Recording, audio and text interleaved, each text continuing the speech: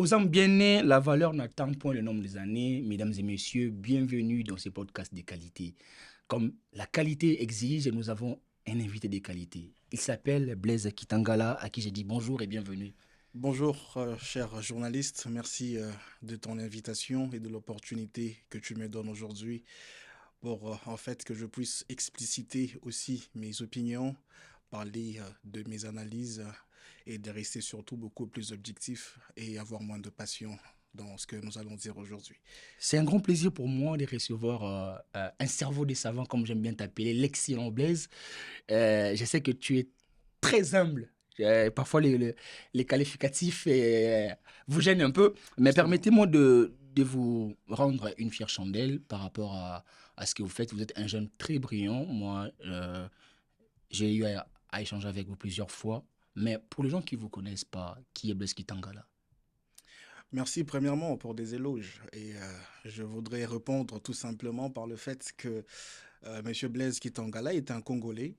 Premièrement, né de père et de mère, comme cela a été d'actualité au bout d'un moment dans notre pays. Fait Mhm. que je suis né en République démocratique du Congo, d'un père enseignant et d'une mère couturière. Ouais. Fait que de ces faits, je suis au Canada depuis un certain moment Mhm. où je continue non seulement à étudier, bien que j'ai fini mes études précédentes à l'École supérieure internationale de Montréal, Mhm. et présentement j'ai continué mes études à l'Université du Québec, TELUC, en sciences, lettres, communication, avec spécialisation en relations publiques. De ces faits, voilà pourquoi on a eu du mal à faire notre émission Mhm. bien avant, parce que j'avais des travaux que je devrais finaliser. Vraiment. Et de ces faits, je me qualifie comme un perpétuel étudiant. Un perpétuel étudiant. Encore. Exactement, parce que je ne finirai pas d'étudier dans ma vie. Waouh. Ouais. Mais ma deuxième question serait pas par rapport à vous d'abord, mais aujourd'hui, la RDC vient de totaliser 65 ans de l'indépendance. La preuve, j'ai porté le maillot de la RDC pour cette fête de l'indépendance. Mais Blaise Kitangala, quelle est votre analyse par rapport à après 65 ans d'indépendance? C'est quoi votre analyse? L'analyse est simple. Aujourd'hui, 65 ans après, le Congo n'a pas évolué. Le Congo stagne. Le Congo est resté en place. Le Congo a du mal à émerger. Vous savez, j'ai été choqué de regarder certaines images qui ont circulé dans nos chaînes de télévision, Mhm. notamment la chaîne nationale, Oui. où on a biaisé carrément l'histoire Ah en ouais? enlevant M. Joseph Kabila d'une photo de tous les anciens présidents de la République. Mhm.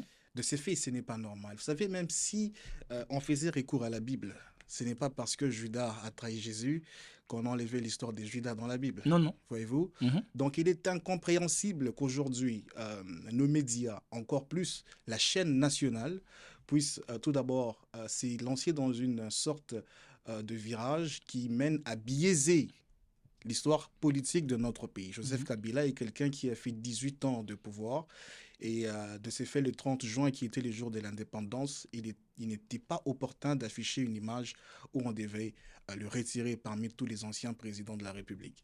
Mais 65 ans après, je constate encore que le Congo est en difficulté. Le Congo n'arrive pas à avancer, il n'arrive pas à décoller, il n'arrive même pas à aller vers l'émergence. Donc il faudrait de ces faits qu'il y ait une nouvelle production d'intelligence Mhm. pour qu'on puisse sortir notre pays du gouffre. Waouh, ça c'est très très très très important. La RDC stagne encore et nous avons besoin de dirigeants compétents avec un leadership de qualité pour avancer les Congos. Vous avez dit que vos parents enseignants et couturières Justement. et comment les parents ont décidé de faire voyager Blaise Kitangala au Canada? C'est du pace-à-poto chance ou les parents ont estimé que le Congo, le système éducatif congolais n'est pas à la hauteur de leur enfant Blaise Kitangala?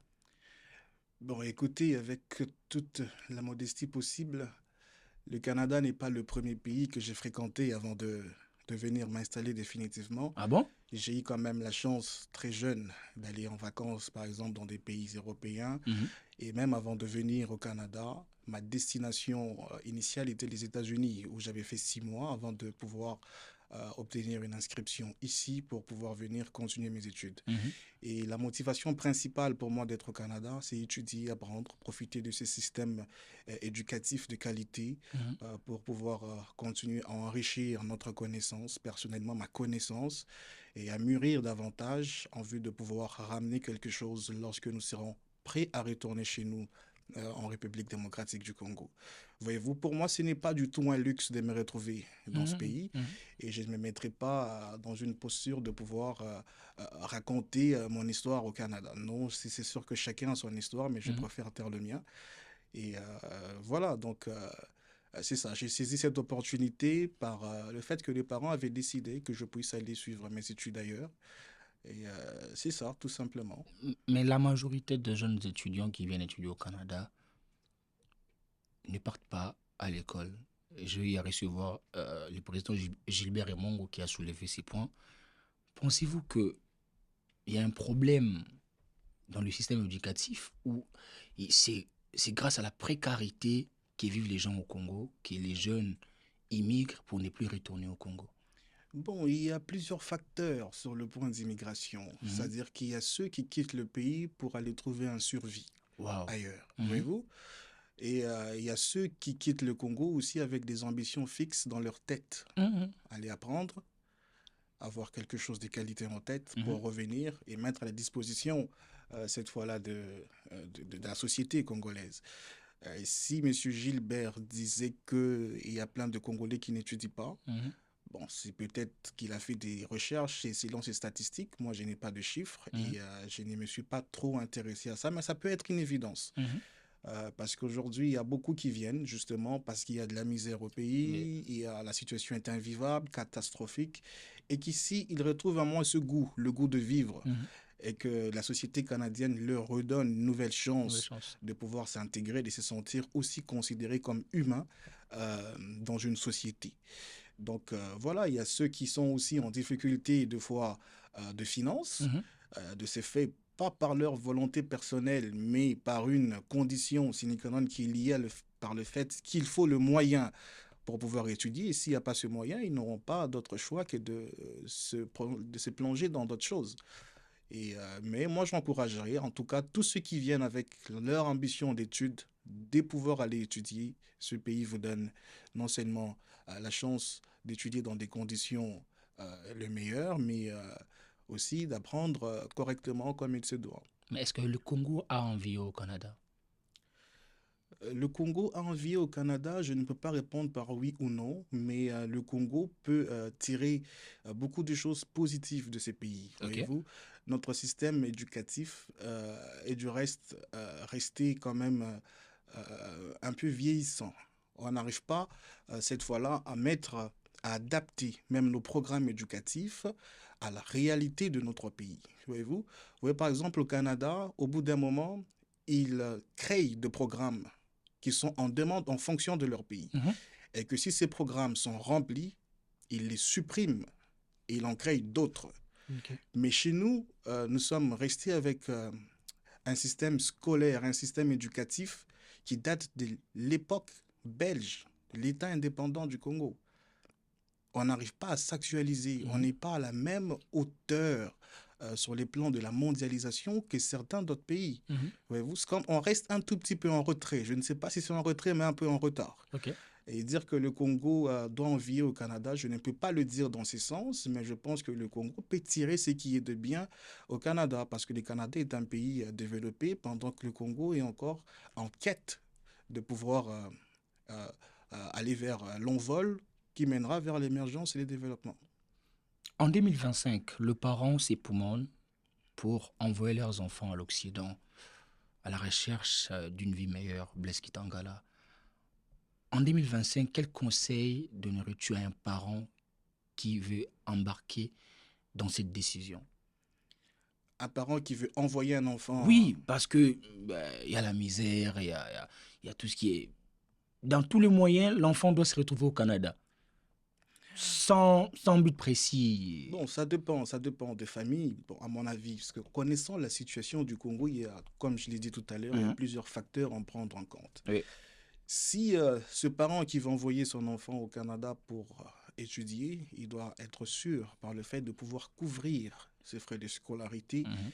et de mettre tout le garde-fou possible pour que cet enfant soit vraiment dirigé vers l'école. Parce qu'il y a ceux qui arrivent avec beaucoup de moyens, peut-être Mhm. plus que ceux qui vont à l'école, mais par le fait de se retrouver dans une société où ils se sentent libres, ils Mhm. déroutent. De ce fait, ils ne se rendent même plus à l'école et ils en font autre chose de ce qu'on les envoie. Ils sont dans les vêtements, dans les voitures, etc., etc. Ça, ce n'est pas une bonne chose. Donc, si un parent veut envoyer son enfant à l'étranger, soit il faut les préparer bien avant, pas Mhm. seulement au Canada, partout, Partout. partout au monde. Mhm. Vous devez préparer votre enfant par là où il doit aller. Donc, là où il doit aller, il doit être resté dans une lignée où il doit l'amener dans l'objectif pour lequel il est venu dans ce pays-là. Exactement. Voyez-vous? Mais je suis sûr, vous êtes sans ignorer, vous et moi, nous sommes d'accord qu'il y a aussi certains qui viennent dans ce pays-là comme étudiants, mais ils ont leur objectif derrière la tête, de Mhm. pouvoir arriver, À chercher rester. d'autres Mhm. mécanismes Mhm. pour rester, commencer à travailler, Travail. justement pour subvenir à leurs besoins personnels et aux besoins de leur De leur famille. famille. Voyez-vous, donc ce sont des cas, il y a de cas par cas, mais en tout cas, ceux qui viennent avec cette ambition d'étudier, moi je Mhm. les encourage pleinement de suivre le schéma de l'école, parce que l'avenir nous réserve plein de surprises. Et de ces faits, moi j'ai toujours dit que les diplômes est les seuls documents administratifs qui n'expirent jamais. Waouh. Les diplômes est un document administratif qui n'expire jamais. Exactement. Pour su- Je suis sûr que vous, votre père vous a dit qu'il a eu un diplôme en 1960 ou en 1950, je ne sais pas, Mhm. mais il en Mhm. est fier jusqu'à aujourd'hui. Exactement. Justement, si vous avez le vôtre aussi aujourd'hui, il n'expirera pas jusqu'à ce que vous allez mourir. Ça sera votre mérite. Voilà. Ouais, Ben, exactement. pour shooter en ce qui concerne l'enseignement, vous avez l'expérience, Blaise Kitangala, vous avez étudié au Canada, vous continuez à étudier au Canada. La petite question qui crée une embrouille, Oui. est-ce qu'un étudiant étranger peut payer sa scolarité en Occident ou au Canada? À mon avis, c'est impossible. Pardon? Oui, bien sûr. Ah, Mais comment un étudiant étranger peut personnellement payer ses frais de scolarité? Parce qu'il va travailler où? Il fera combien d'heures de travail? C'est impossible. Il peut pallier à compléter certaines charges qui sont liées à ces frais de, à tout ce qui est scolarité. C'est-à-dire la scolarité, si on doit inclure peut-être le frais de la bibliothèque mhm, ou encore le frais qui serait peut-être de son loyer, il peut compléter. Mais payer les études pour un étudiant étranger, ça coûte cher. Un étudiant n'a pas tout d'abord le droit à travailler à temps plein au Canada. Et mhm, comment vous voulez qu'il paye ses études scolaires lui-même? C'est impossible. Essayons d'être plus objectifs. mhm. Vous avez été étudiant, j'imagine. Moi, j'ai été étudiant. Mais Ok. à quel moment je vais aller travailler à temps plein? À quel moment je vais préparer mes cours? Mhm, À quel moment je pourrais pouvoir toucher 8, 10 000 dollars pour aller payer les frais d'une session? Et si je dois en faire 4, ça fait 30 000, 40 000 dollars. mhm. Voyez-vous, c'est beaucoup d'argent. Et de ces faits, il ne faudrait pas mâcher le mot. C'est impossible. Il est impossible qu'un étudiant puisse payer ses frais de scolarité personnellement au Canada. Ça n'existe pas. Et celui qui les fait, il est tout simplement prétentieux. On doit dire les choses telles qu'elles sont. Ou soit il est dans la mafia. Justement, bon, exactement. S'il est dans la mafia, peut-être, oui. Voyez-vous, s'il est dans des choses qui sont illicites, qui lui ramènent un peu plus de sous que dans le fait d'obtenir, de gagner sa vie normalement, Mhm, celui-là, il peut le faire. Mais c'est lui qui suit le loi, les règlements mhm. du Canada, je pense que ce n'est pas possible qu'un étudiant... Ça dépend des formations. Même si vous allez au collège, au Même au cégep, à cégep. l'université, c'est impossible que vous payiez de vous-même de frais de Mhm, scolarité étant étudiant étranger. C'est impossible. Vous pouvez compléter certaines charges par mhm. le fait de ce que vous pouvez gagner, Yes. mais vous ne pouvez pas prendre le frais de scolarité en charge et se prévaloir d'être capable de le payer. Ça n'existe pas. Ça ne peut pas exister. Vraiment. À vous, chers parents, c'est impossible. Moi, na futa classe moko. C'est vraiment impossible pour un étudiant de subvenir à tous ses besoins. Donc, c'est très important quand vous envoyez vos enfants à l'étranger, préparez l'immigration de vos enfants. Justement. Ça va éviter des stress, ça va éviter qu'on vive des histoires pas très bonnes à écouter. Donc, c'est très important. Je vais revenir vers mon invité. Blaise Kitanga, là, aujourd'hui, Oui. vous avez écrit un livre qui s'intitule La nécessité d'une politique transgénérationnelle, jeunesse congolaise, espoir du Congo. Ça vous a pris combien de temps pour écrire ces livres? Je n'ai jamais tout d'abord pensé à ce que ce livre soit aujourd'hui quelque chose qui pouvait être publié. C'est-à-dire que moi, je m'étais lancé dans une sorte d'écriture, tout simplement. J'écrivais mes fichiers Word et tout. Voyez-vous, à chaque fois que j'avais une pensée, je pouvais l'écrire. À chaque fois que j'avais un temps libre, je pouvais compléter. Mhm. Mais de ces faits, au bout d'un moment, j'ai pu mettre tout cela dans une charpente qu'on appelle le sommaire. Mhm. Voyez-vous, et je commençais à avoir le goût de pouvoir développer de temps en temps en écrivant n'importe quoi et tout ce que je voyais, tout ce qui me passait par ma tête et mon esprit selon mes analyses. Mais aussi, lorsque je me suis vu vraiment avancer dans cette écriture, j'ai commencé aussi à faire de recherches Mhm. à de sources sûres. Parce que si vous lisez ma bibliographie, il y a quand même pas mal de sources que j'ai à consulter. C'est vérifiable de ces faits. Toutes ces choses qui sont écrites, la plupart des choses qui sont écrites sont aussi venues de certaines sources fiables qu'on a consultées. Voilà. Donc, nécessité d'une politique transgénérationnelle. Nous pensons qu'aujourd'hui, il est nécessaire. Il y a nécessité qu'on puisse mettre en place une politique. La politique ici doit être prise au sens large du mot. OK. Voyez-vous, politique comme étant façon de faire, politique comme étant mécanisme à mettre en place, politique comme étant moyen nous permettant à aboutir à. Mhm. Voyez-vous, politique comme étant façon de gouverner. Voyez-vous, c'est l'ensemble de toutes ces choses qu'on doit mettre en place afin qu'on puisse aller dans une transition. Voyez-vous, Mhm. parce qu'il n'est pas possible d'aller avec une rupture directe avec la classe politique actuelle. OK. Voyez-vous, il y a des gens qui parlent de la rupture. Vous savez, la rupture, c'est couper tout court. Mhm. Voyez-vous, c'est-à-dire ceux qui sont là doivent dégager et qu'on doit mettre simplement les jeunes ou mettre une nouvelle classe politique. Yes. C'est impossible de penser comme ça. Ça n'a aucun sens. Mhm. De ce fait, il y a nécessité de mettre en place cette politique dont j'ai parlé au pluriel, le mot Mhm. politique, qui mènera à cette transition des générations, à cette transmission des générations, mais pas à une transposition des générations. OK. Parce que si nous transposons la génération actuelle en la génération à venir, c'est comme si on se tirait une balle dans la tête. Wow. Voyez-vous, il faudrait qu'on passe par une période de transition, de transmission, de gestion de l'État. Mhm. Voyez-vous, de ces faits, il faudrait mettre en symbiose, en harmonie, en amour, si nous voulons atteindre le transcendantal par le fait de notre gouvernance, l'expérience des vieux, mais aussi l'innovation et le dynamisme des jeunes. C'est-à-dire qu'il faudrait mettre les jeunes en avant et les encadrer, cette fois-là, par des vieux qui peuvent leur venir en support. Voyez-vous, mais la dernière décision doit revenir aux jeunes, parce que c'est les jeunes qui comprennent aujourd'hui la vraie problématique ou le problème du Du pays. pays. C'est lui qui sent exactement cette mauvaise gouvernance. Par exemple, c'est cette jeunesse qui ressent en elle, dans son esprit, dans son corps, dans son âme, cette souffrance aujourd'hui qu'elle n'a pas accès à l'eau potable, elle n'a pas accès à l'électricité à temps plein, etc. Voyez-vous? De ce fait, il faudrait mettre en place cette politique qui nous mènera vers une transition de génération, Mhm. vers une transmission de génération. Voyez-vous? Ouais. Parce que c'est cela qui nous ramènera et qui nous amènera vers une rupture cette fois-là. Voyez-vous? On ne peut pas se réveiller un matin et on se dit rupture. C'est impossible. Il faudrait une transition des générations qui amènera à une rupture avec l'ancienne classe politique. Voyez-vous? Oui. Et vous devez comprendre qu'aujourd'hui, il y a cette nécessité. Pourquoi? Parce que la plupart des élites ou de l'élite qui dirige le Congo est celle qui est issue de l'époque post-indépendance. Mhm. C'est l'ensemble de tous ces vieux, depuis les années 60, qui se retrouvent encore aujourd'hui dans ce cercle fermé du pouvoir, où pour y accéder, c'est très compliqué. Voyez-vous? Il est compliqué à ce jour d'accéder au cercle restreint du pouvoir. Et c'est quelques familles qui s'en accaparent. Voyez-vous? Donc, il est important de mettre en place cette politique, de mettre le jeune en avant et que ceux qui ont le pouvoir de la signature, ils doivent nommer des jeunes, mais cette fois-là, les encadrer.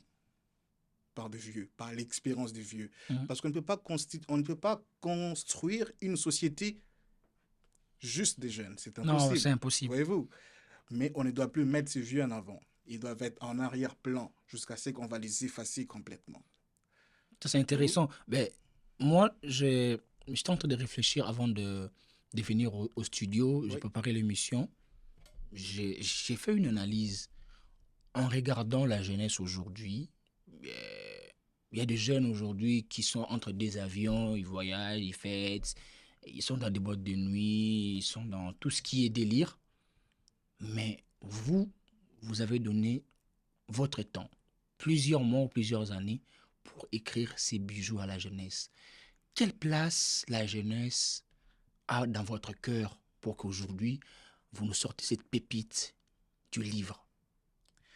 La jeunesse a une grande place dans mon cœur, mais aussi dans notre société. Mhm, Parce qu'on dit que c'est le feu qui brûle dans le cœur de jeunes qui allumera mhm, et montrera le chemin de sortie pour le développement mhm, d'un pays, voyez-vous. Donc la jeunesse aujourd'hui, elle est, on dirait pas abandonnée, mais c'est comme une classe de personnes où le vieux qui occupe le pouvoir actuel, mhm, qui sont dans le conservatisme, se dit que la jeunesse est une catégorie de personnes à gérer. Pourquoi? Parce qu'ils ont une perception de se dire ces jeunes sont dans l'alcoolisme, ces jeunes sont dans la dépravation des mœurs, ces jeunes doivent rester dans les réseaux sociaux. De ce fait, nous avons voulu écrire ces livres pour éveiller cette conscience. Voyez-vous? Donc, s'il y a 65 000 jeunes au Congo, tous les Je peux 65 avoir 000 les livres? jeunes Mhm. doivent lire ce livre-là. Il est important parce que, pas pour mon honneur, pas pour ma gloire, mais pour la pertinence de ce qui est mis là-dedans. Et de ce fait, je suggère que chaque jeune puisse le lire. Voyez-vous, monsieur le journaliste? Moi, je ne vais pas entrer dans le fond, mais on va essayer de parler des concepts utilisés du livre. Il n'y a aucun problème. Euh, Moi, ma question est de savoir, vous avez parlé d'une politique transgénérationnelle. Oui. Pourriez-vous nous donner des exemples concrets d'un leader politique, des politiques qui ont eu un impact sur la jeunesse, qui ont eu un impact transgénérationnel, que ce soit d'une manière positive ou négative, est-ce que vous en avez en tête? Des exemples, vous dites. Exemple, ouais. Vous savez, si vous prenez aujourd'hui les jeunes ministres qui est parti, ou le poste comment ça s'appelle? Euh, Les ministres Moutamba. Exactement. Vous connaissez son vice-ministre. Il est autant jeune que lui, hein. Il est Ah ouais? aussi jeune que lui. Voyez-vous? Euh, Ce qui lui a coûté aussi en partie son poste, je ne sais pas si vous avez programmé Ouais, le fait de parler, mais on va en parler. laissez-moi anticiper sur ce sujet.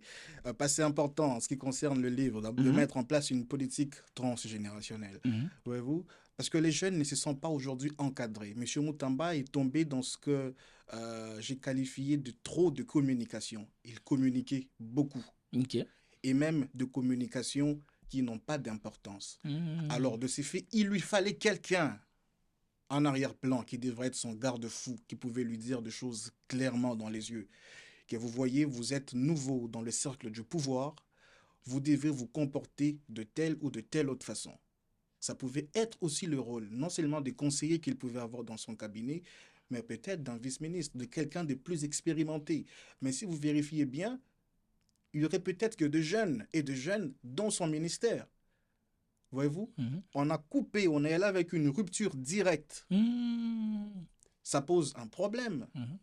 Il ne s'est pas fait quand même encadrer quelque part, si on peut le dire ainsi. Donc, le ministre n'a pas été préparé à Exact, l'ascension du pouvoir ou l'ascension de son exactement. De poste. ce fait, il est tombé dans une communication, dans plusieurs communications biaisées. Vous savez, si vous prenez le livre de Stéphanie Yatt, Mhm, par exemple, sur la communication, et vous savez qu'en relation publique, hein, le socle même de relation publique, c'est la communication, exact. savoir communiquer. Mhm, Stéphanie Yatt, dans son livre, elle dit quoi? Si nous ouvrons, par exemple, euh, elle dit ceci, Stéphanie Yatt, dans son livre sur la communication, les relations publiques. mhm, Elle dit, il est vrai qu'une communication mal pensée, mhm, mal préparée et mal exécutée peut avoir des conséquences désastreuses. Ce n'est pas moi qui l'ai dit, c'est écrit dans le livre de Stéphanie Yatt. C'est très profond. Voyez-vous? C'est-à-dire que il est vrai Mhm, qu'une communication mal pensée, mal préparée, mhm. mal exécutée peut avoir des conséquences désastreuses. Je pense que M. Moutamba est tombé dans ce principe-là, OK. dans ces principes communicationnels. On ne peut pas communiquer à tout moment. On ne peut pas rassembler un certain nombre de personnel de l'État Mhm. devant l'institution qui incarne la justice, le palais de la justice, et s'attaquer directement au corps judiciaire. C'est inadmissible. Ça, on ne peut pas l'admettre. On ne peut pas dire à un procureur de la République, allez lui dire d'attendre sa retraite, allez lui dire qu'il ne me verra jamais Dans son bureau. dans son bureau. Mais Vous est-ce que êtes vous pensez que Moutamba a, a- a- a été victime d'un complot politique? complot politique, il se peut, parce que au regard de son poste, il s'est créé plusieurs ennemis. Ah ouais. Voyez-vous, parce que le problème Moutamba, il faut absolument l'analyser, selon moi, en trois volets. Mhm. Voyez-vous, il y a le volet politique, le volet judiciaire, bien sûr, mais aussi son côté iconoclaste. Voyez-vous, le côté où il veut dénoncer, le côté où il veut parler, le côté où il veut une rupture directe tout de suite. Pourtant, il doit comprendre que ça ne peut pas marcher comme ça. Yes. De ce fait, du côté politique, il a manqué de solidarité. Il n'y a pas eu il y a pas eu de la solidarité existentielle au regard de l'institution où il appartenait. Même où il appartenait avant, qui est l'Assemblée nationale, parce qu'il est d'abord député national Mhm. avant d'être ministre. Voyez-vous? Et le jour où on a annoncé qu'il y a le réquisitoire du procureur, vous avez vu la réaction des députés. Ils étaient tous presque contents. On n'était pas content parce qu'il gênait, content parce que il y a des choses cachées ou quoi que ce soit. C'est comme Moutamba commençait à devenir gênant. De ces faits, il fallait les livrer. Vous avez vu même la célérité avec laquelle le dossier a été traité. Vous Mhm. comprenez que M. Moutamba a été livré à la justice en manque de solidarité de tous ses proches. Pourtant, on regarde la situation actuelle du pays, Mhm. on pouvait bien taire ces questions parce qu'il a fauté sur un plan administratif qui pouvait tout simplement être rectifié et Mhm. la vie pouvait continuer. Yes. Voyez-vous? Mais il n'a pas su faire profil bas. Il a trop communiqué, il a trop mal communiqué. Vous vous rappelez, vous vous souviendrez même devant la première ministre où il disait qui a joué la détournement. Voyez-vous? C'était de la mauvaise communication. Il est tombé dans ce principe de mal communiquer. Mhm. Voyez-vous? En plus de cela, il se retrouve devant un adversaire qui a attendu à ce qu'il soit dans un moment de faiblesse pour l'attaquer complètement, Mais qui? voyez-vous? Mais le procureur a pris la Cour de cassation parce Oui. que celui-ci, Moutamba, avait instruit qu'on puisse ouvrir des enquêtes par le fait qu'il avait acquis des propriétés qui Propriétaire. coûtaient des millions de dollars, je ne sais pas, en En Belgique, Belgique. voyez-vous? Non, je parle au conditionnel, je n'ai pas d'éléments là-dessus, Mhm. voyez-vous?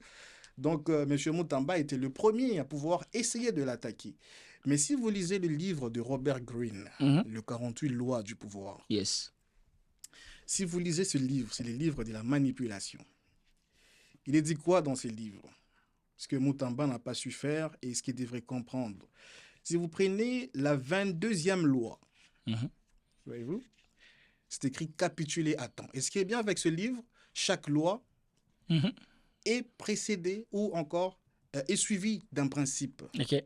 Alors, je vous épargne du principe, mais c'est écrit capituler à temps. Mhm. 22e loi du pouvoir. Mhm. Voyez-vous?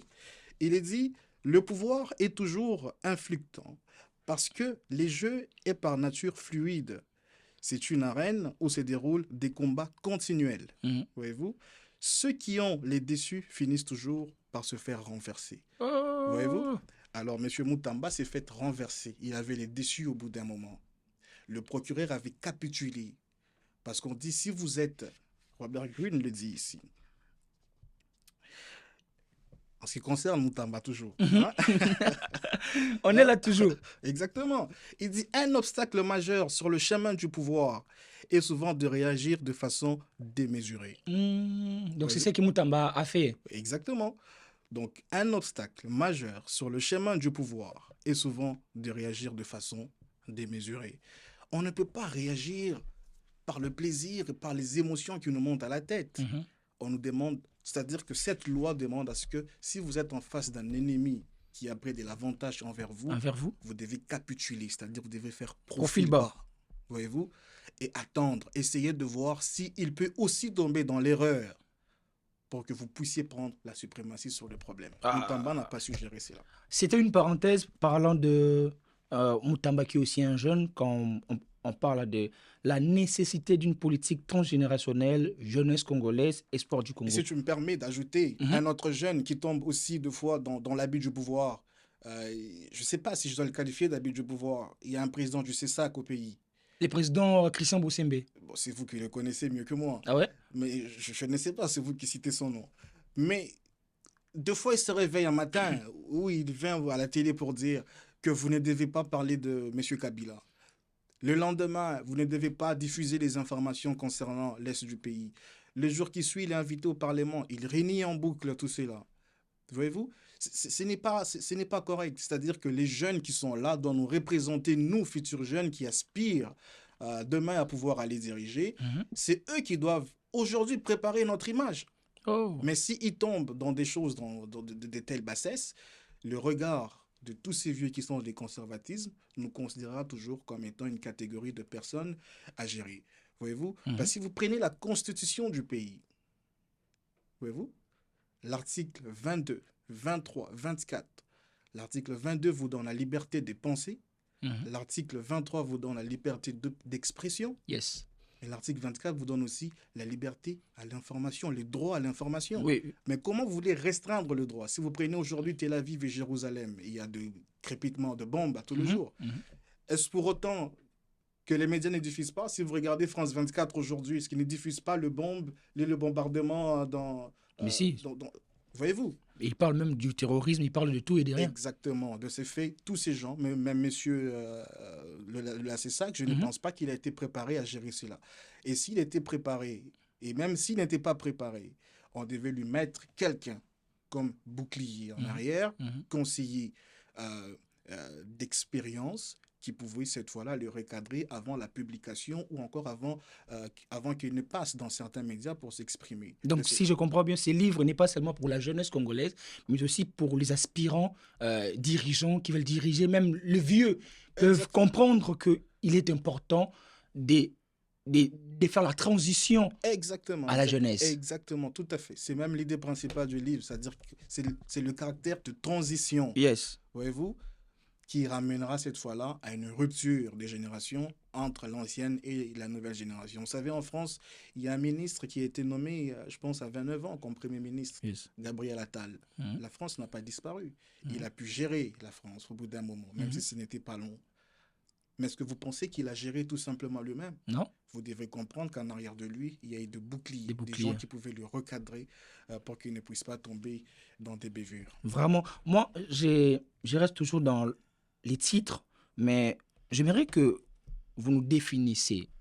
Comment vous définissez l'héritage politique transgénérationnel et quels sont les éléments principaux de cette politique transgénérationnelle? Ben, si vous voulez son effectivité, si je vais résumer votre question, Mhm. c'est tout d'abord par le fait de faire confiance aux jeunes, Mhm. de les intégrer de plus en plus, et que les jeunes aussi puissent s'intéresser beaucoup plus à la politique. Yes. Voyez-vous?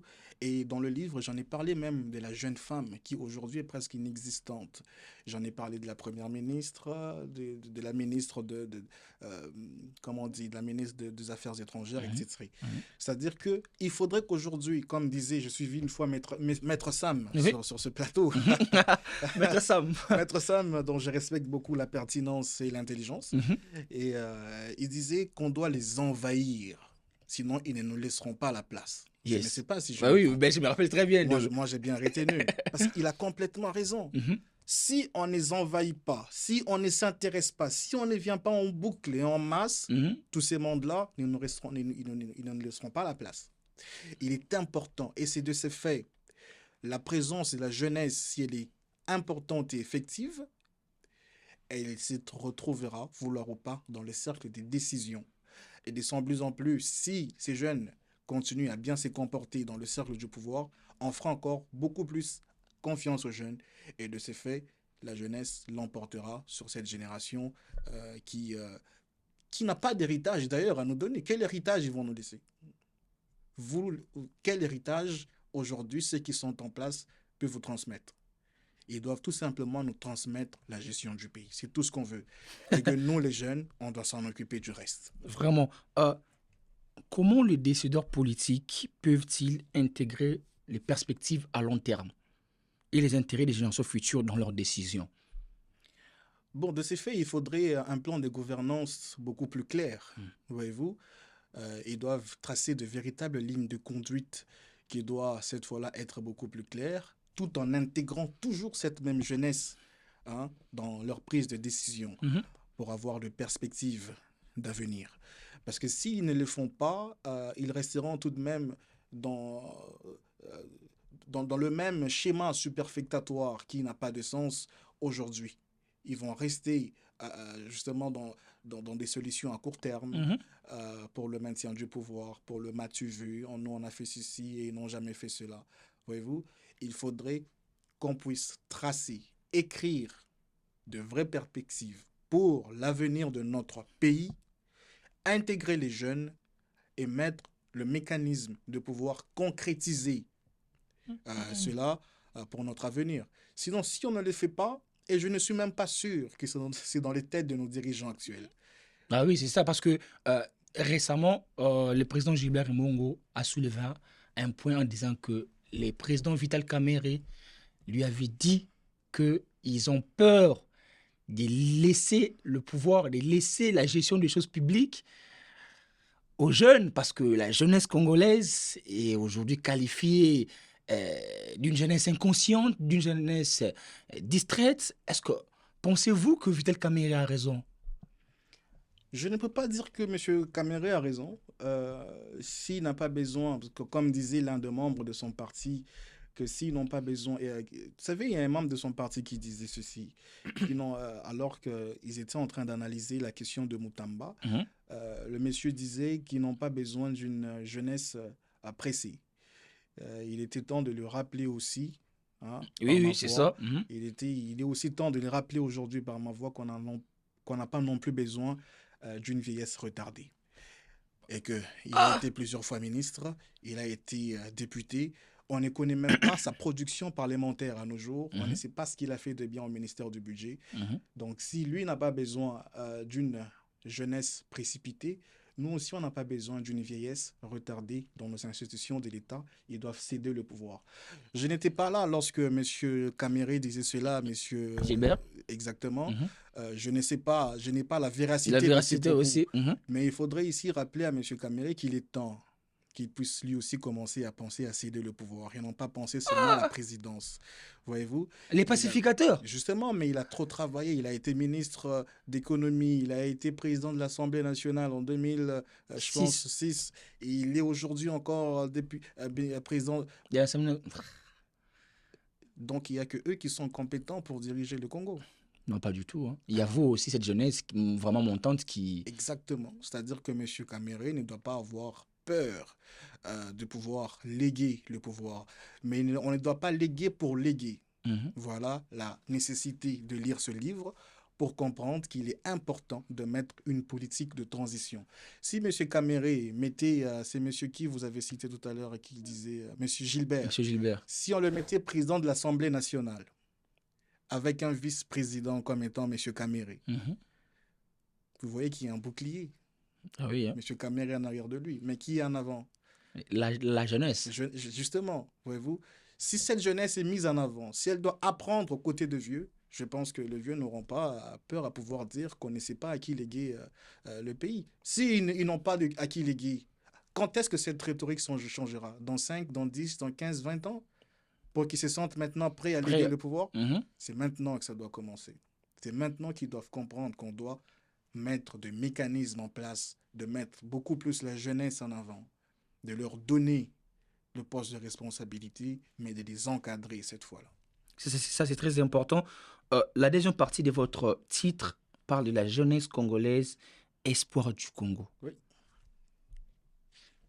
Étant que jeune aussi, quelle est votre analyse par rapport à la jeunesse d'aujourd'hui, tu confirmes que cette jeunesse est distraite, et cette jeunesse est inconsciente? En partie, oui. Je ne dirais pas que toute la jeunesse. Ah! J'aime bien quand tu fais. Mais En partie, oui. en partie, oui. Si vous me donnez le livre, je peux Mhm. vous le démontrer. Ah ouais? Exactement. C'est dans le livre. Bien sûr, si je, Donc, les je, livres est richissimes. j'ai été inspiré dans mon esprit, dans mon corps et dans l'âme par le fait de la perception tout d'abord, du regard et de l'observation de notre jeunesse avant d'écrire ce livre. Si vous me permettez de lire, je ne sais pas c'est quelle page. Si nous allons sur la page, par exemple, 73, Yes. voyez-vous, le titre, le point 3 dit la distraction. Donc, c'est soulevé dans le livre. Bien évidemment, un fléau insidieux, la danse, la mode, expression culturelle ou vecteur de dérapage. Hmm. Vous me permettez de lire Bah une oui, hein, phrase, bah deux oui. Bah, phrases dans le livre. une ou deux phrases, là, c'est bon. Bon, pas deux phrases, une page. Ouais. C'est écrit ceci. La distraction est devenue une campagne constante pour la jeunesse congolaise. Le média, les réseaux sociaux, la musique, la danse, les fêtes incessantes créent un environnement où l'attention est constamment détournée de ses priorités essentielles. Mhm. Voyez-vous, la distraction dans ces contextes n'est pas simplement une étape passager, mais une stratégie collective qui pousse à l'évitement des responsabilités et à la recherche de sensations immédiates, mais plutôt que de projets durables. C'est-à-dire que le jeune est beaucoup plus dans la recherche des sensations immédiates. Je dois m'enivrer pour que je dors tranquillement. Le pays n'est pas bien. Vous voyez, Mhm. c'est ça la perception d'une catégorie des jeunes. Je ne parle pas de tous les jeunes parce qu'il y a des jeunes qui sont brillants, des élites, etc. Mhm. Voyez-vous. Mhm. Alors, de ces faits, je continue par dire ceci. Euh, les avenues de Kinshasa, Lubumbashi, Mhm. hein, pour avoir vécu, ou d'autres grandes villes, sont envahies par des multitudes de bars et des clubs de nuit, hein, ouverts jusqu'à l'aube. Ces lieux deviennent de temples de la débauche, où la consommation de l'alcool, des drogues et parfois des substances illicites est monnaie courante. L'absence de contrôle, la faiblesse des autorités, la corruption font de ces lieux Kuzu. C'est écrit Kuzu là-dedans. Des véritables zones de non-droit. Les jeunes y passent, les jeunes y passent leur nuit dans une spirale de plaisir immédiat, souvent accompagnés de personnages douteux. La musique forte, la danse sauvage, Zembe, Kotazo, Dansia Bapumba, Mhm. etc.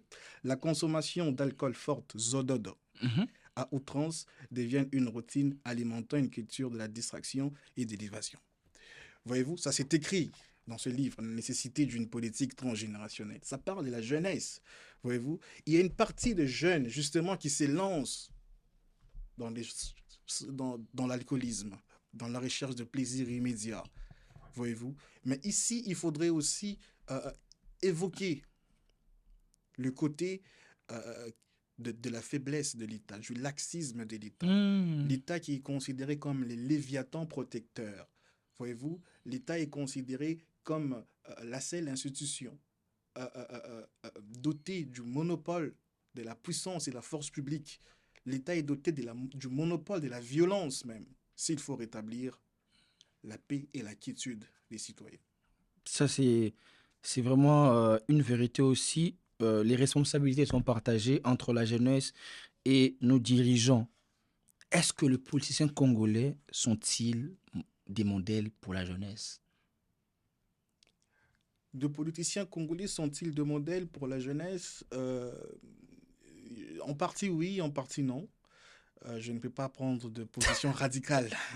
C'est pas grave, mais c'est juste une question pour savoir, est-ce que le Congo aujourd'hui a des modèles en politique? Aujourd'hui, je ne pense pas. Mais dans le passé, il se peut que oui. Ah Hein, ouais? des gens comme Lumumba qui ont inspiré Mhm. de générations, les gens comme Laurent Désiré Kabila, bien qu'arrivé par un coup d'État, mais c'est quelqu'un qui a mis en place cet amour du pays en Mhm. disant qu'il ne faut jamais trahir Trahir le le Congo. Congo. voyez-vous. Des opposants comme Étienne Tshisekedi, bien sûr, ce sont des gens qui ont inspiré les jeunes, qui ont Mhm. donné le goût à de milliers de personnes, de millions de personnes à pouvoir intégrer le combat politique. Voyez-vous, même si on reproche aujourd'hui que la plupart de ces partisans de son parti Mhm. ne sont pas formés correctement et ils confondent aujourd'hui Ah, entre la gestion du pouvoir et le fait qu'ils étaient dans l'opposition donc hier. les membres de l'UDPS ne sont pas formés pour le pouvoir. Non, je ne dis pas le membre de l'UDPS. Je parle de un certain nombre de membres, De c'est-à-dire que le l'UDPS. partisan lambda, Mhm. voyez-vous, ceux qui partent se mettre en avant debout devant le siège et écouter de faux bruits circuler à longueur de journée. Voyez-vous, qu'est-ce que vous faites dans la vie? Je suis combattant de l'UDPS. Mhm. Ça ne se passe qu'au Congo. Et c'est inadmissible. Tous ces gens-là doivent être encadrés Mhm. par de formations professionnelles et ils doivent être occupés. Non seulement ça baissera le fait d'avoir le banditisme ou encore une dépravation dans la jeunesse. Si vous, c'est la seule chose qui pourra éliminer et les Koulouna et ce genre de dépravation et la distraction même. C'est l'occupation des jeunes et Mhm. rien d'autre. Ok. Rien d'autre. Vous et moi ici, vous voyez, tout le monde est occupé, tout le monde est pressé. Mhm. Quand est-ce que moi je vais penser à aller voler la chaînette en or d'une dame qui passe dans la rue? Je Ah, n'ai pas ce temps parce mhm. que il suffit de peu d'efforts pour que je puisse aussi m'en procurer. Voyez-vous. Mais moi, je te cite quelques politiques. Oui, Vous allez me dire oui ou non, ils sont des modèles.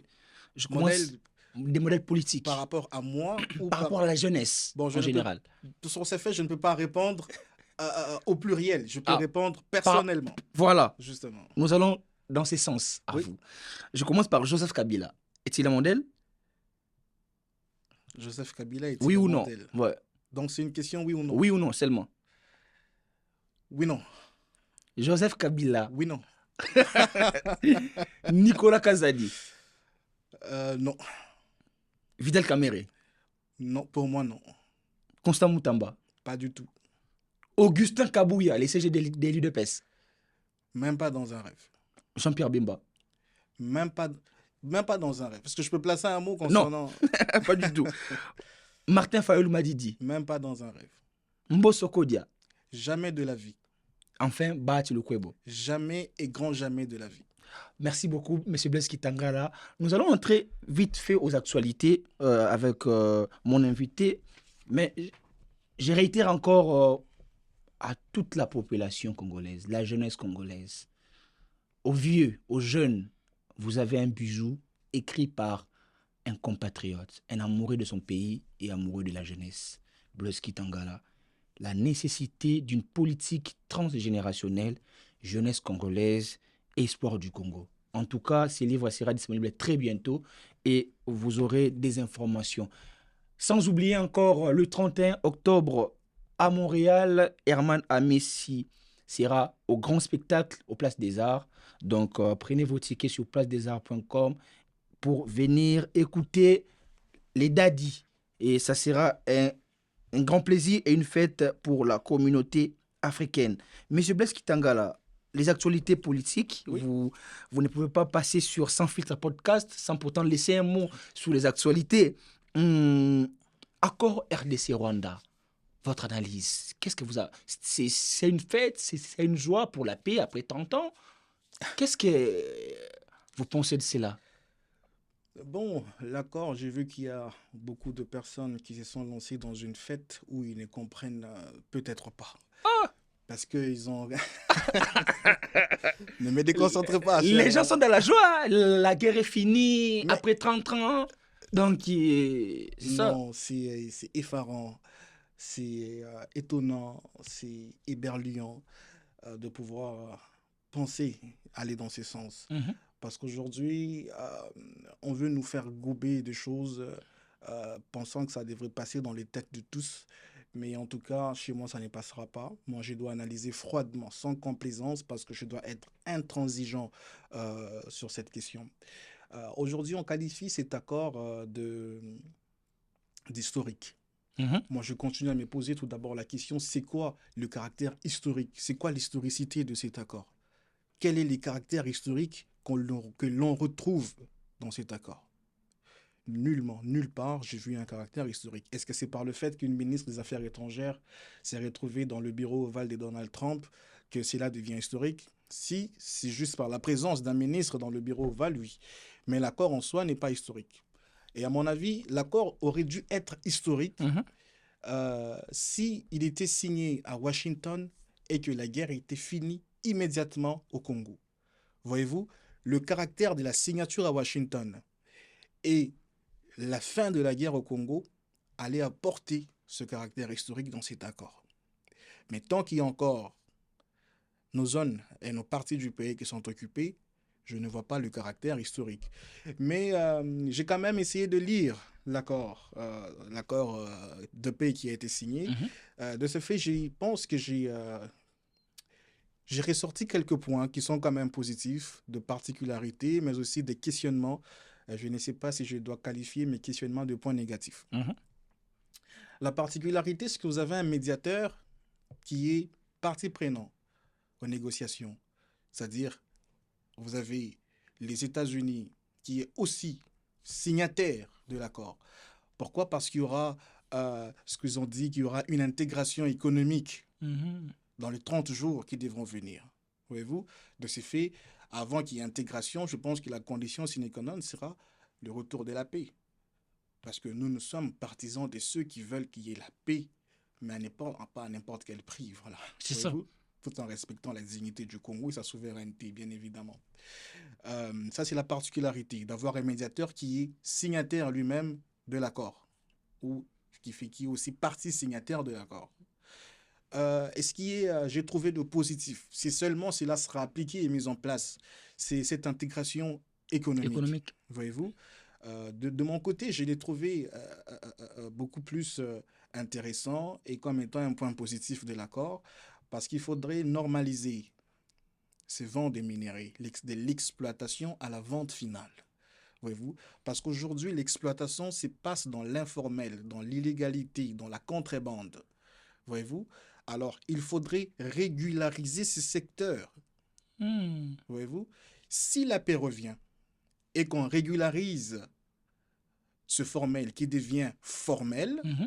de ce fait, les investisseurs qui doivent venir, cette fois-là, nous devons négocier en position de force parce qu'il s'agit de nos minéraux. À mon avis, on doit cette fois-là demander à ce que les usines de transformation puissent se placer dans ces zones-là, chez nous, dans notre pays, et que les minéraux ne soient pas seulement extraits de nos sols pour aller être raffinés dans des pays voisins. Non, on doit négocier cette intégration économique, que ça se fasse chez nous, au pays. Voyez-vous? Que des usines de ces investisseurs américains qui est cité Mhm. puissent cette fois-là venir Au Congo. implanter leurs usines au Congo. Pas au Rwanda. Pas du tout. Pourquoi nous, on n'a pas des espaces libres, on peut construire Des raffineries. de raffineries? Si. Pourquoi seulement au Rwanda? Ça doit se faire chez nous. Ça peut transiter par le Rwanda. Voyez-vous? Mhm. Parce qu'aujourd'hui, on a le Congo exploite, par exemple, exporte le cuivre Mhm. qui transite, par exemple, par la Chine, Mhm. qui, eux, raffinent et puis ils revendent. Donc, on peut aussi faire transiter nos minéraux par le Rwanda après qu'il y ait exploitation, Et, raffinage, voilà, c'est ça. justement. Et ça peut aller jusqu'à la vente finale. Et nos minéraux doivent être estampillés RDC. Voyez-vous? De ce fait, on aura à savoir combien, quelle quantité de production est faite, c'est quoi le nombre, c'est quoi la quantité qui sort et qui va jusqu'à destination finale. Mais dans cet Je accord, vais finir, je vais ouais, c'est finir. ça. Cette intégration économique nous permettra aussi de vendre. De ce fait, nous allons avoir de capitaux. Mhm. Voyez-vous? Parce que c'est bien d'avoir le minerai dans le sous-sol. Mais si vous restez à observer vos minéraux, vous allez rester pauvre. Bah, c'est ça. Il faudrait transformer et vendre. Ce sont les capitaux qui reviendront de ces minéraux, Mhm. qui feront en sorte de pouvoir développer ces zones et contribuer au budget national pour le développement du pays tout entier. Ça, ce sont deux points positifs que j'ai ressortis de l'accord. Si seulement il y aura la paix, parce que la paix est la condition sine qua non si on veut que les investisseurs viennent chez nous, au pays. Mais il y a eu accord RDC-Rwanda, Oui, mais l'FCM 23 a été dissocié de cet accord. Aujourd'hui, à Doha, les RDC va négocier avec l'FCM 23.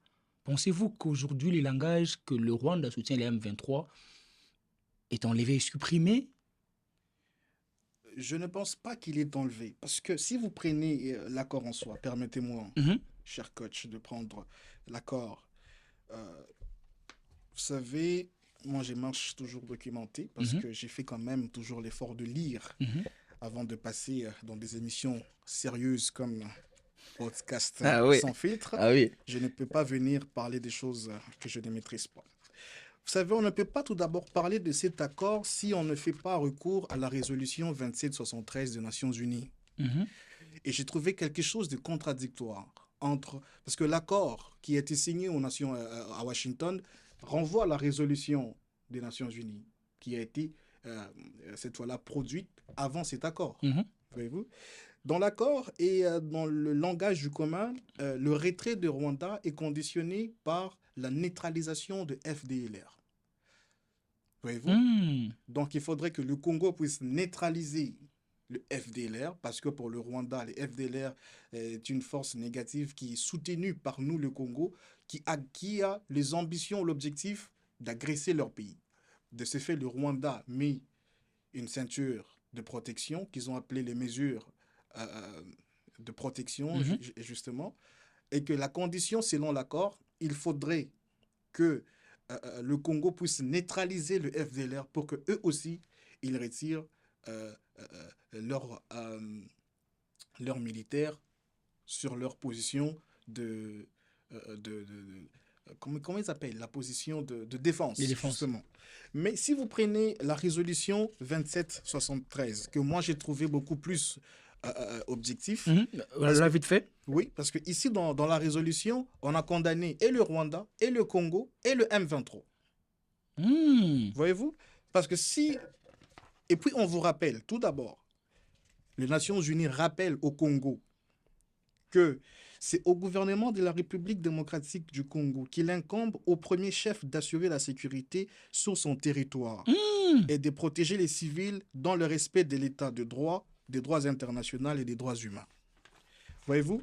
Dans cette même résolution, on condamne le Rwanda, on condamne le M23, que la résolution, assignant en vertu du chapitre 7 de la Charte des Nations Unies, condamne fermement l'offensive menée par le M23 et les avancées qu'il réalise dans le Nord Kivu et le Sud Kivu avec les soutiens de forces rwandaises. Hmm. Ils ont condamné le M23.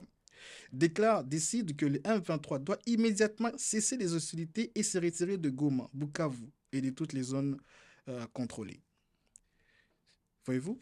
Maintenant, ici on dit que ici on condamne le Rwanda, demande à la force de défense rwandaise de cesser de soutenir le M23 et de se retirer immédiatement du territoire de la République démocratique du Congo sans condition préalable. Oui. La résolution 2773 demande à ce que les forces armées du Rwanda se retirent sans aucune condition préalable. C'est-à-dire, ils devraient tout simplement rentrer au Congo et dire à leurs troupes de se retirer. Mais l'accord qui a été signé conditionne ce retrait que les Nations Unies demandent sans condition, et ils ont conditionné le retrait de leurs troupes par la neutralisation des FDLR. Le FDLR, d'où que nous et vous, on ne sait pas où on va le trouver, voyez-vous, Mhm. ça c'est quelque chose de négatif Hmm. que j'ai trouvé dans cet accord. On ne pouvait pas conditionner le retrait de militaires rwandais par le fait que le Congo doit tout d'abord préalablement neutraliser le FDLR. Ce qui était plus logique pour moi, c'est la résolution 2773 qui demandait les retraits sans condition de troupes rwandaises euh, en République démocratique du Congo. Et, Donc il y a du positif et du négatif. donc, dans chaque chose, il y a toujours du positif et du négatif. Ouais. Mais en parlant de cette guerre, Kabila se retrouve à l'est du Congo, Ouais. l'ancien chef de l'État. Comment trouvez-vous sa présence à l'est du Congo? Bon, parlons de Joseph C'est une Kabila. trahison? Je ne pense pas que ce soit une trahison. Pas du tout. Et je ne pense pas que lorsque M. Joseph Kabila faisait la remise et reprise pacifique du pouvoir, il avait dans un coin de sa tête le fait de se dire que je retournerai au pouvoir par les armes. Je ne le pense pas. Voyez-vous, la République démocratique du Congo, soit le pouvoir en place, n'a pas su gérer M. Kabila. C'est ça le problème. Mhm. M. Kabila n'a pas pu être géré. Il fallait le gérer, il fallait lui donner sa place d'ancien président. Il fallait veiller à sa protection. Il fallait que le président interdise à tous ceux gens qui passent à la télé pour mettre en doute ses origines, hein, injecter ce venin des tribalismes. Mhm. Il fallait les refuser. M. Kabila a été contraint de pouvoir quitter le pays parce qu'il se Mhm. sentait premièrement en insécurité. Mhm. Deuxièmement, vous avez enlevé ses immunités. Vous avez enlevé les immunités de M. Joseph Kabila. Il s'est senti encore plus en danger En à danger. l'extérieur parce qu'il pouvait être extradé. De ce fait, moi, je pense qu'il se retrouve dans une zone où il pense être en sécurité, tout simplement. Où il se sent être bien accueilli. Où il peut vivre avec un peu d'inquiétude et de certitude qu'il ne soit pas demain humilié ou mettre en prison, ou être mis en prison. Je ne pense pas que M. Kabila a rallié complètement la rébellion comme on essaye de le faire passer dans l'opinion aujourd'hui. Je ne pense pas à cela que M. Kabila a même envie de faire la guerre. Mais il n'a pas aussi été aidé par le membre de son parti, parce que je ne peux pas comprendre que quelqu'un qui a dirigé 18 ans, le membre de son parti n'ont juré par autre chose que son retour au pouvoir. Pourquoi? Est-ce qu'au PPRD, il en manque des gens compétents qui peuvent diriger aujourd'hui le pays? C'est ça le problème. Pourquoi on a toujours poussé que c'est Kabila le vrai président, etc. C'est aussi ce langage qui est venu de son propre parti politique, Mhm. qui ont voulu trop le mettre en En avant, avant. Mhm. voyez-vous, qui a créé cette situation actuelle où il se retrouve maintenant dans une situation beaucoup plus compliquée, voyez-vous. Mais Kabila devrait être géré. Il fallait qu'on lui paye ses émoluments des députés, des Mhm. Les sénateurs à vie. sénateurs à vie. Il fallait qu'on lui garantisse sa protection. On Et, devrait et sa même, sécurité justement, on devait même lui confier certaines missions diplomatiques sensibles. diplomatique. Si vous partez par exemple au Libéria, vous avez un président, un ancien président, George George Weah. Weah. Au lendemain de son pouvoir, de sa passation de pouvoir, il a été envoyé en mission par le président qui a remporté, en mission d'État, représenter le Libéria. Mais si vous essayez de faire cela chez nous, c'est catastrophique. Ah oui. Ils vont dire, voilà, c'est le vrai président qui est parti et le faux président Et est resté resté. au pays. Voyez-vous l'analyse de Congolais, c'est dommage. Mais M. Kabila doit être protégé. Qu'aucune personne ne doit être contrainte à l'exil parce que c'est interdit dans la Constitution. Mm. La Constitution de notre pays dit que chaque Congolais peut se placer dans n'importe quelle province de son choix et y ériger domicile. Et que l'État et aucune personne, non, et qu'aucune personne ne peut être contraint à l'exil. C'est la Constitution qui le dit. En tout cas, c'était Blaise Kitangala. Nous sommes quasiment à la fin, mais on ne Ah, peut pas déjà. finir sans pourtant le mettre devant le vrai ou faux. Blaise Kitangala face à la caméra. Déjà, on est à la fin. Bah oui, et, ça a été vite, mais en tout cas, on a beaucoup plus parlé de la jeunesse et de ce qui était important par rapport à la politique qui Permettez-moi de devait. lire concernant la guerre de l'Est. Mhm. Je voudrais lire juste un passage dans le livre de... Ça me prendra 30 secondes. Ah oui, ouais. Vous savez, ceux qui ont été partisans de la guerre, moi je les ai dit ici qu'on ne devait jamais faire la guerre à l'heure actuelle et qu'on devrait préparer notre armée préalablement. Ah oui, oui, c'est Voyez-vous, ça. il y a eu des gens qui nous ont dit qu'on doit faire la guerre, la guerre, la guerre. Mhm. On ne peut pas faire la guerre. Parce que si vous lisez le livre de Sun Tzu, le général Sun Tzu, L'art de la guerre, Ok. la première phrase de son livre, la première phrase du livre de M. Sun Tzu, ah non, je ne suis pas sur le bon livre, je m'excuse, Jean. Non, ben, l'art de la guerre. L'art de la guerre, le général Sun Tzu. Il dit, Sun Tzu dit, la guerre est d'une importance vitale pour un État. C'est les domaines de la vie et de la mort. Mmh. Voyez-vous comment il qualifie la guerre? Il qualifie la guerre comme étant... Un domaine de la vie et de la mort. Exactement. Donc, il faudrait faire très, très attention lorsqu'on doit s'élancer, à se dire qu'on doit faire la guerre. Il dit, si nous voulons que la gloire et le succès accompagnent nos armes, voyez-vous, Mhm. nous ne devons jamais perdre de vue 5 choses.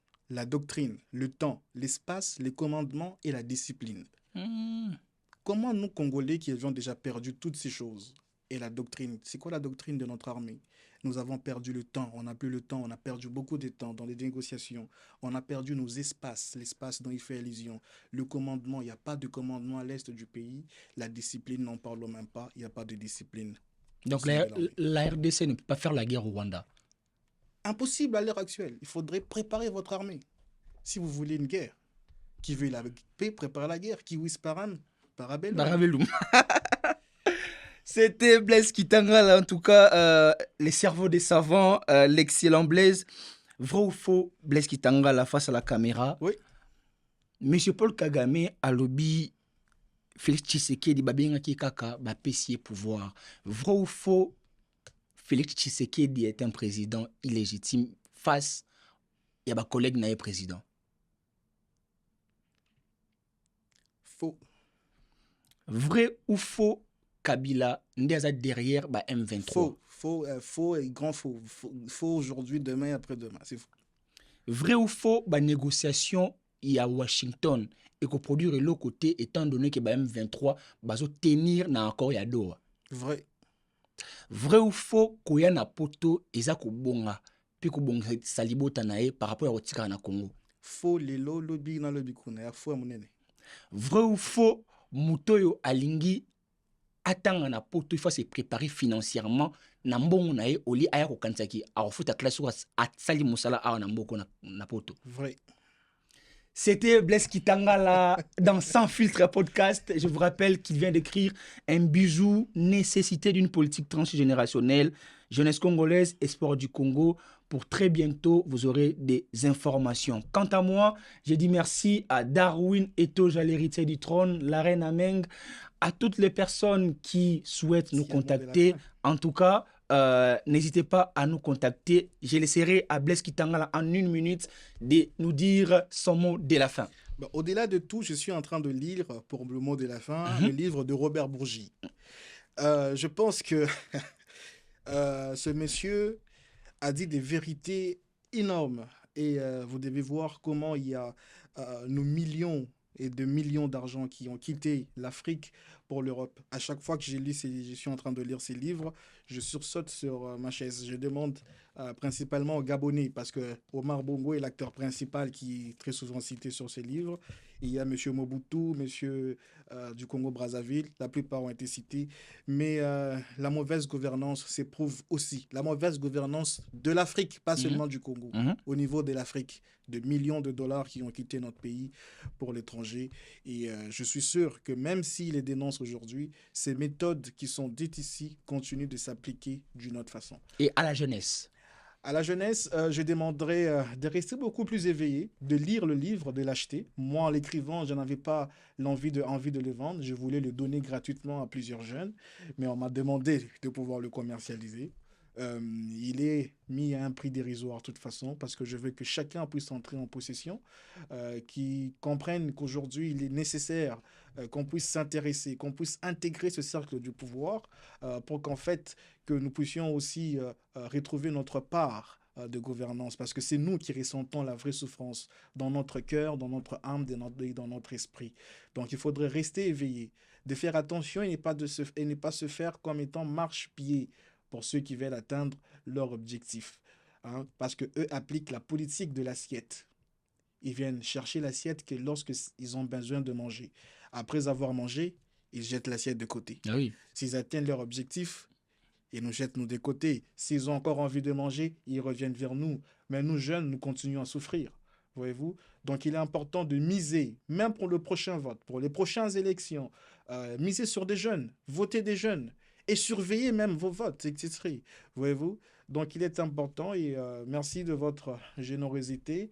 Je suivrai vos commentaires. Je vous demande tout simplement de pouvoir lire le livre, de pouvoir l'acheter. Il va être disponible sur Amazon très bientôt d'ailleurs. Voilà, donc je lirai vos commentaires. La critique est importante, surtout pour le livre. La critique est importante, mais la critique positive est celle qui est bonne. Ouais, donc, ne venons pas pour insulter, pour critiquer négativement. La critique positive est celle qui est importante. Et pour évoquer une dernière chose, avec votre permission, vous savez que j'ai suivi. Donc, le fait d'abord d'écrire le livre ne fait pas de nous des savants et que nous n'avons pas le monopole de la vérité, mais on a écrit notre part de vérité. Mhm. Voyez-vous, vous savez qu'il y a un savant congolais que je respecte beaucoup qui s'appelle Guillaume Pépin Manjolo. Il dit qu'aucune personne n'a le monopole de la vérité et que chacun d'entre nous détient une partie de la vérité. Moi, je n'ai écrit ma part de vérité. Et que si, Manjolo renchérit par dire, si vous voulez contredire un livre qui est écrit avec 129 pages comme celui-ci, vous devez écrire un autre livre contenant au moins le double de pages de celui-ci en contradisant et en démolissant méthodiquement tous les arguments qui y sont inclus ou qui en parlent. Et ne pas contredire par un commentaire Facebook, un commentaire WhatsApp. Je ne les tolérerai pas et de ce fait, je ne vous qualifierai pas comme étant un scientifique, mais peut-être comme un technicien du savoir. Merci beaucoup, en tout cas aujourd'hui, pour fêter nos 65e anniversaire de l'indépendance.